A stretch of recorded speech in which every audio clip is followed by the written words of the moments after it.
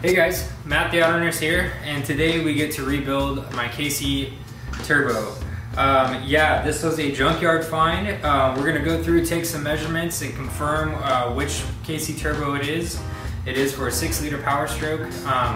We're gonna be doing a full rebuild, and it'll be pretty much comparable to any real 6-liter VGT turbo as far as disassembly and reassembly.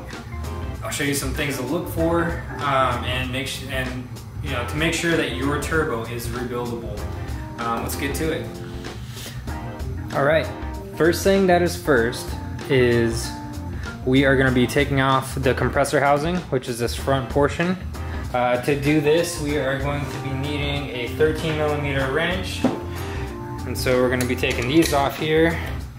Loosen these up just to speed up the video process. But the main thing to know is when you are taking these off, once you loosen the nuts, you will be able to spin the housing if you do not have access, for instance, to this hole that might have been too close to the solenoid to be able to remove the nut. So once you loosen these, you are able to rotate the housing, but it is important to mark where your housing goes. Luckily there's some witness marks from these right here.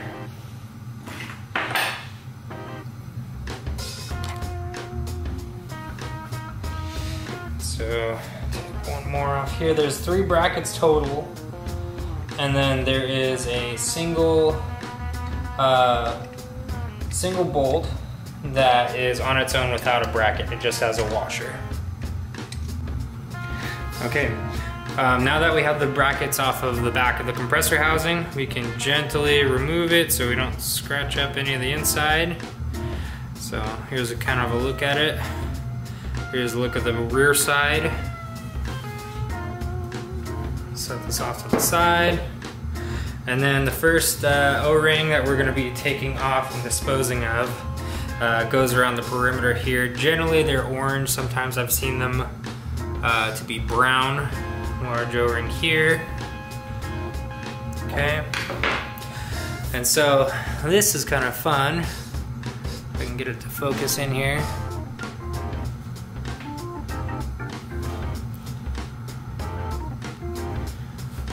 Okay, so this is our compressor wheel.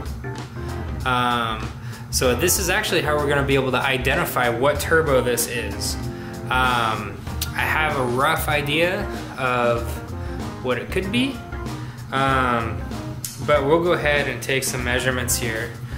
This is also a good time to measure some shaft play to make sure that your turbo is rebuildable.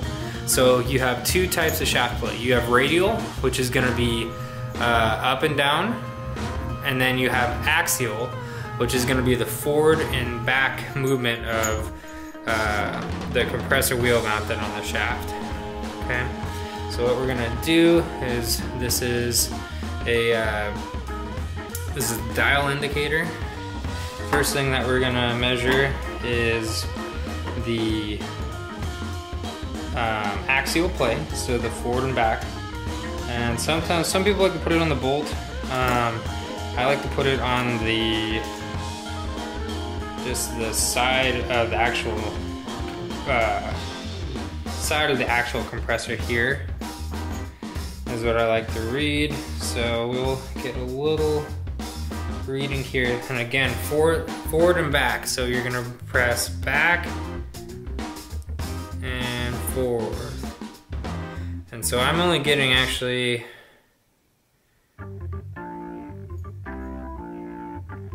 maybe 0.02.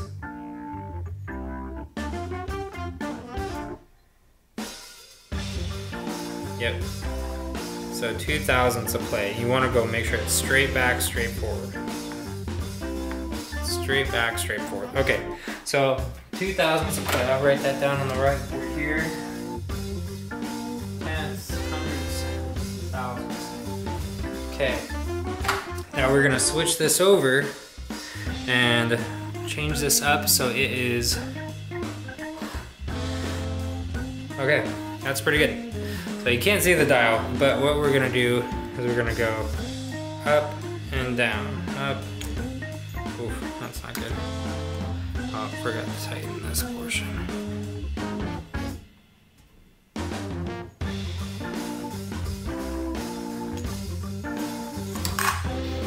Okay, pretty good.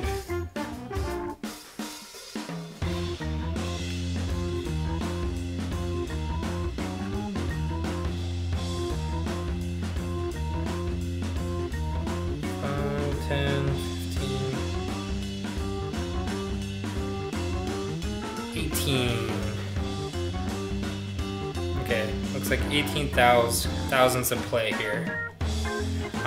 So that is going to be the radial play. So we are done with our dial indicator. The next thing I like to do is I like to actually just take both housings off. So we're going to move towards the exhaust housing here.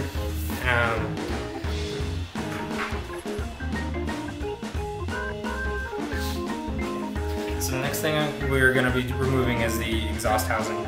So what you're going to need is a long default 11mm socket. This is just on a 1/4" drive. There's not a whole lot of torque on these at all.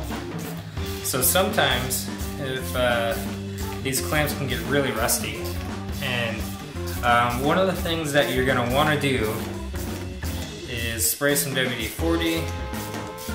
And sometimes you're really going to have to give some taps on this clamp to get it to kind of break loose this way. This clamp is good because I do not think that this turbo was on the vehicle very long. Just looking at the housing, looking at everything else, it was a wreck truck, got T-boned, really bad. I don't know if you guys maybe know. So what I like to do is rest the bolt against the other side of the clip there. Now it's loose. We don't have to mess with it. Okay. Now that we have the exhaust housing face down, you're gonna want to tap. You're gonna see some mounting areas for bolts here, here, here, here. So you just want to give these while lifting up on the bearing housing. We want to tap down. Ooh, that can't. These don't usually come out that easy. Usually I'm gonna have to tap a bajillion times around these to kind of slowly work this off of it. But we'll take a quick look here at the exhaust housing here, which this holds is the vanes. Can move this clamp off to the side. So sometimes you'll see that your exhaust back pressure sensor will have some funny readings, or your VGT solenoids will have some funny readings when these get stuck. So you're going to want to make sure that this unison ring is, isn't worn, as well as that these vanes aren't kind of sludged up. So a good way to clean these is with a wired brush. The 1-inch ones that can reach down into the housing work great. That's what I have the most success doing. Okay, set this off to the side. Get the tools out of the way here, and we're gonna set our. This is our bearing housing, or people call it a few different things, but we're gonna put this back in the vise. Which is a great thing to have for a rebuild on one of these things. So one of the things that you might notice here is that this doesn't have a nut for you to really put on the turbine. One thing to note is this is a 10-blade turbine, and it looks like this is a 2003 housing, so I think that's a hint to what this turbo could be. It's either got to be I think a stage 2 or a stage 3. I think that rules out the stage 1 and also rules out the stage 1.5 from KC Turbo.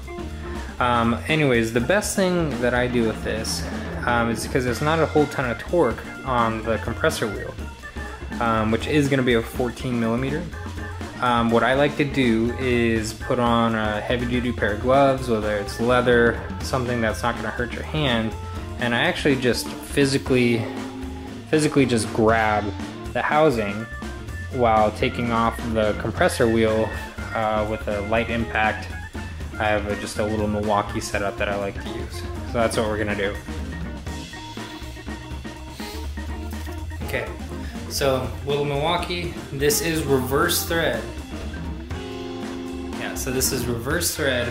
So do note that when we pull this off, it's gonna feel really wrong to do it, but you're gonna put it and so it's turning righty-loosey on a compressor wheel. So the thread is opposite of normal. A couple taps. There we go.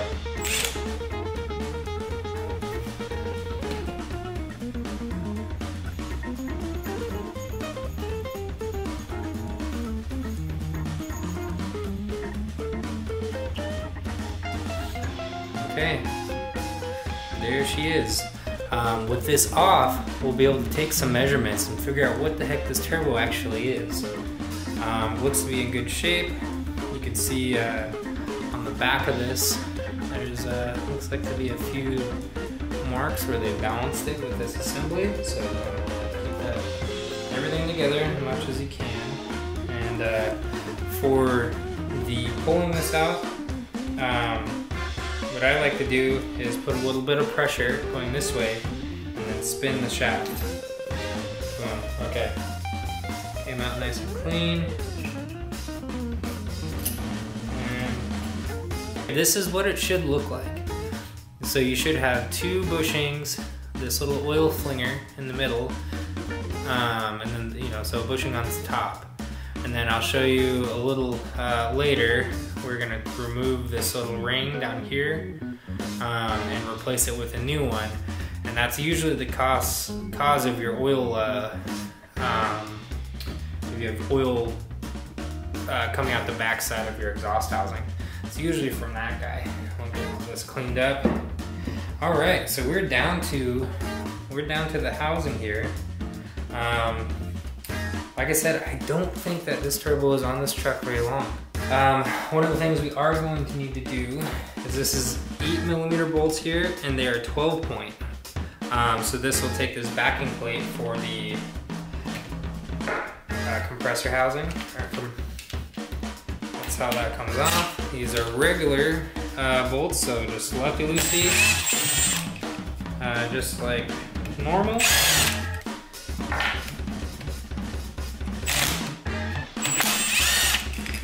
Great.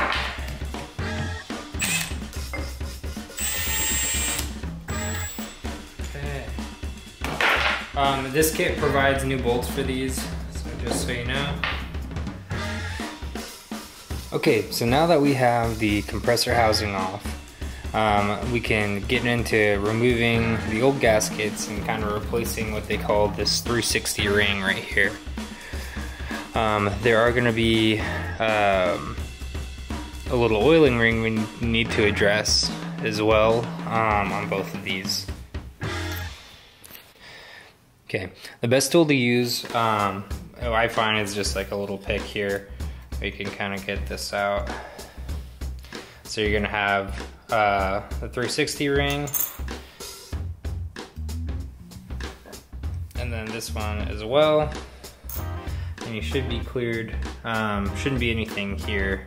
And we'll get this O-ring off as well. So some things that you'll need to look at here is you want to check this channel through here. In fact, let me zoom in just a little bit here.